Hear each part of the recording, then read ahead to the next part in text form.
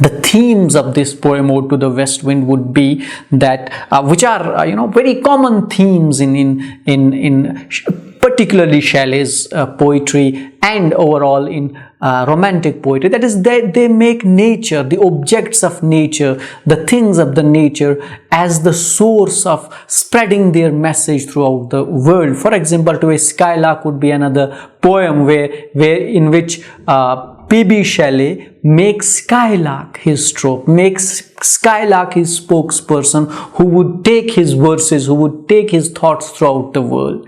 And in this poem, West Wind, he makes West Wind his trope. He makes West Wind his mouthpiece, who can take his ideas and thoughts throughout the world.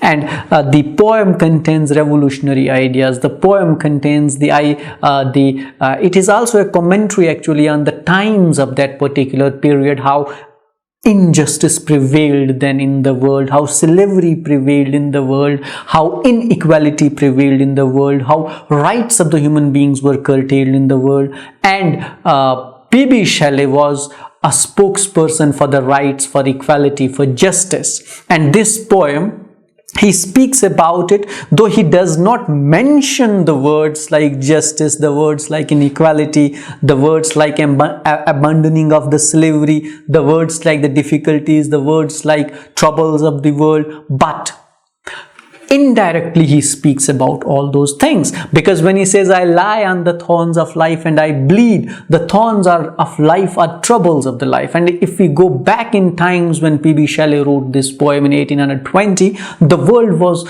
in transition. There was a shift from slavery to democracy with the advent of French Revolution of 1789. World was going through sweeping changes. Some were accepting French Revolution, some were not accepting French Revolution. So there were clashes, there were troubles, there was injustice, there was slavery, there was the tug of war, there was the fight for retaining the power, there was a struggle for survival going on throughout the world. Now at this point of time, P.B. Shelley comes up and he speaks about the changes, he speaks about the justice, he speaks about the rights, he speaks about the equality. But he says that all these revolutions, all these awakening of the human beings towards the good, towards the right, is only possible if wind becomes his helper, if wind becomes his comrade, if wind becomes him, and wind takes the words from his lips and scatters it throughout the world. That is the poem Ode to the West Wind. That is all we have at the World of Literature today. Thank you for watching, and keep watching the World of Literature.